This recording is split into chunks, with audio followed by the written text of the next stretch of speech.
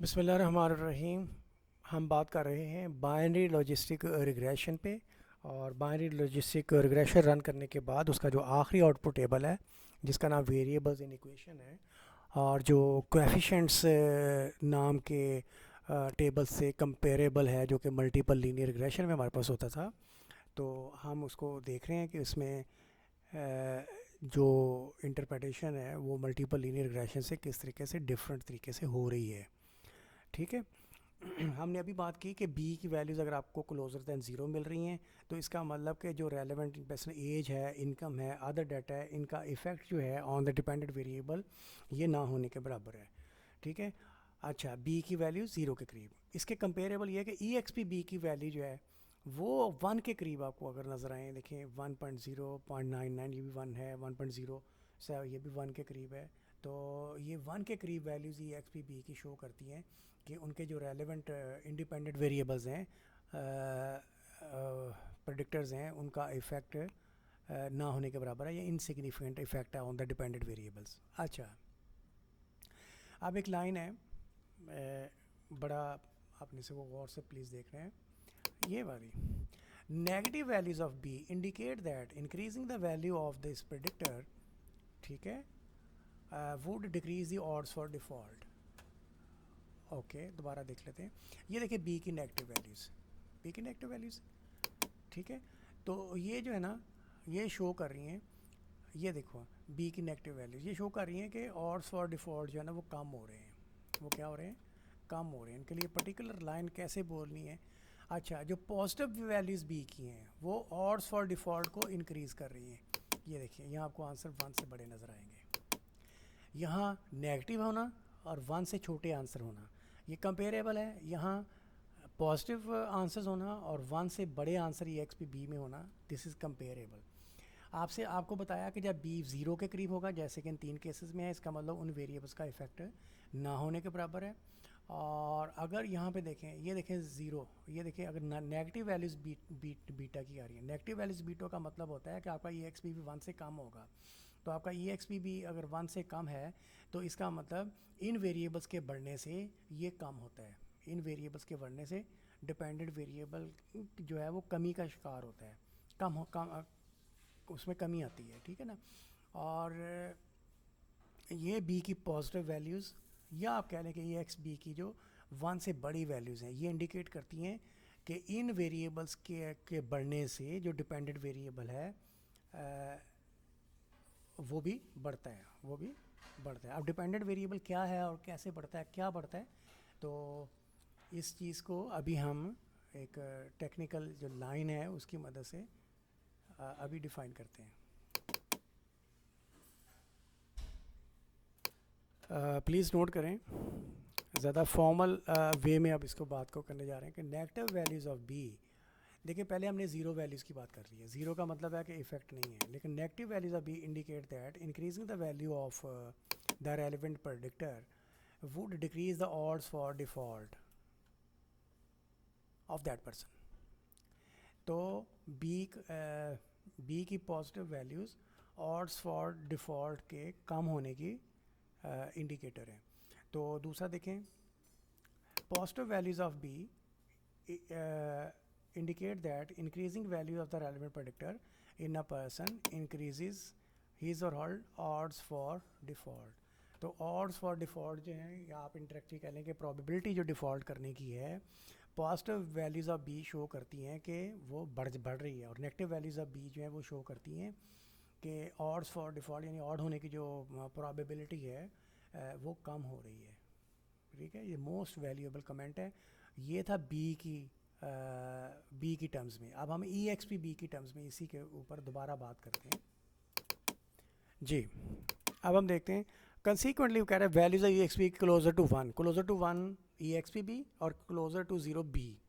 ठीक है ना। ई एक्स पी बी अगर क्लोजर टू वन हो तो इसका मतलब है इनसिग्निफिकेंट इफेक्ट है उसके रेलिवेंट प्रेडिक्टर का, लेकिन values of E X P B less than one refers to the decrease in the odds for default. तो अगर वो प्रेडिक्टर जिनके लिए ई एक्स पी बी की वैल्यूज़ वन से कम है, लेस देन वन, देखें लिखा हुआ है लेस देन वन, तो वो रिफ़र करती हैं, लेस देन वन रिफ़र करती हैं to a decrease in the odd for default. ठीक है। 1 से छोटी वैल्यूज़ ऑड्स फॉर डिफ़ॉल्ट की कमी की बात, यानी प्रोबेबिलिटी ऑफ डिफ़ॉल्ट की कमी की बात करती हैं। तो जो E X P value greater than 1 है, अब they refers to increase in the odds of default. ठीक है। सो अब हम फर्दन जो है ना, ये हाइपोथेसिस भी इसके ऊपर टेस्ट कर सकते हैं, क्योंकि हमें पता है कि जितने पी वैल्यूज़ दी हुई हैं उतने ही हाइपोथेसिस टेस्ट हुए हैं। तो एज के सामने दिया हुआ है, तो beta is equal to 0, H 1 beta H not equal to 0। इसमें फ़िलासफ़ी ये है कि आपको पता है H not always refers to no effect, इसके हम बात करते रहे पहले। तो पी वैल्यू आपको पता है एज के सामने 0.052 लिखी हुई है, नॉट लेस देन अल्फ़ा। इसका मतलब ये होगा कि we are not going to reject H not, इसको हमने रिजेक्ट नहीं करना, इस पर हम बिलीव करेंगे। इसका मतलब एज का जो इफेक्ट है that is not significant on the odds of default. ठीक है, डिफ़ॉल्ट होने ना होने का एज से कोई ताल्लुक नहीं है। फिर क्रेडिट कार्ड डेट में फॉर एग्ज़ाम्पल मैं इसको अभी कर रहा हूँ, बीटा क्रेडिट कार्ड डेट के सामने जो था हमें पी वैल्यू 0.000 मिली थी। इसका मतलब ये हुआ कि क्रेडिट कार्ड इफेक्ट का जो इफ़ेक्ट है पी वैल्यू को लेस देन अल्फ़ा है, इसलिए हम यहाँ पे एच नॉट को रिजेक्ट करेंगे, इस एच नॉट को रिजेक्ट कर देंगे, इस पे हम बिलीव करेंगे। इसका मतलब है कि जो इफ़ेक्ट है क्रेडिट कार्ड डेट का ऑड्स ऑफ डिफ़ॉल्ट के ऊपर वो सिग्निफिकेंट है, वो सिग्निफिकेंट है। अब सिग्निफिकेंट इफ़ेक्ट वो वाला भी है जो ऑड्स फॉर डिफ़ॉल्ट को बढ़ाएगा, और सिग्निफिकेंट वो वाला भी है जो ऑड्स ऑफ डिफ़ॉल्ट को ज़्यादा करेगा, कम करेगा या ज़्यादा करेगा। दोनों के ऊपर हम टेबल के अंदर जाके भी बात दोबारा से कर लेते हैं।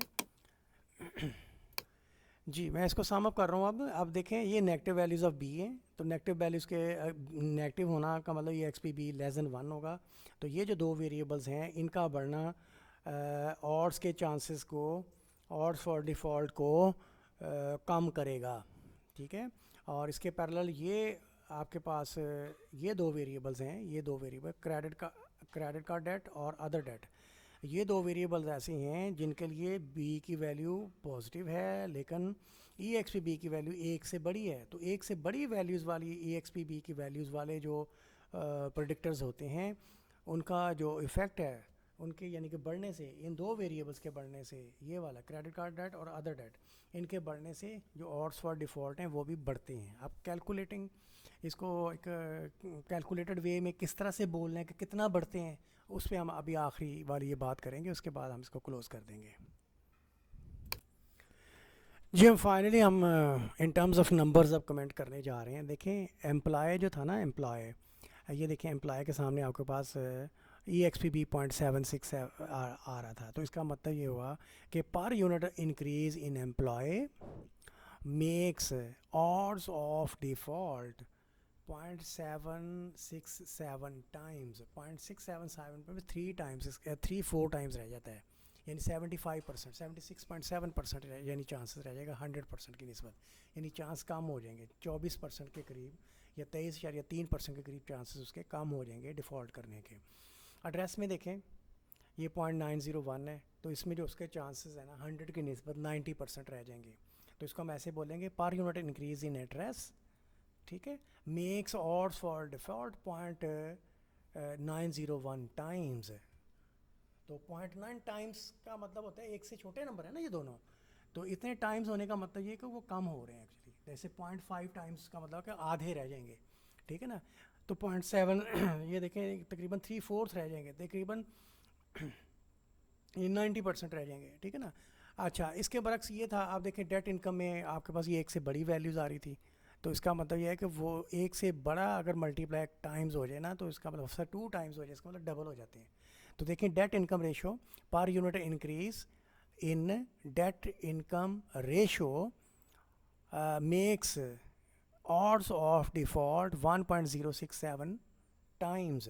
तो 1 पॉइंट, क्योंकि 1 से बड़ा नंबर आ रहा है तो 1 पॉइंट टाइम्स, जैसे आपको 2 टाइम्स कहेंगे इसका मतलब डबल हो रहा है, 1.067 टाइम्स कहेंगे तो इसका मतलब इसका इंक्रीजिंग इफेक्ट है, यानी कि वो 100% की बजाय 106.7%, 107% के करीब हो जाएगा। आखिरी पढ़ते हैं पर, ये देखें क्रेडिट कार्ड डेट के लिए आपके पास ई एक्स पी बी की वैल्यू 1.87 थी, तो हमने इसको कैसे अब एलेबरेट करना है, इंटरप्रेट करना है कि per unit increase in credit card debt makes odd for default 1.87 times, तकरीबन दुगना कर रहा है उसको, ठीक है ना, या 100% की बजाय 187.4% उसको कर रहा है। तो इंक्रीजिंग इफेक्ट है इसका। That's all, thank you very much, अल्लाह हाफिज़।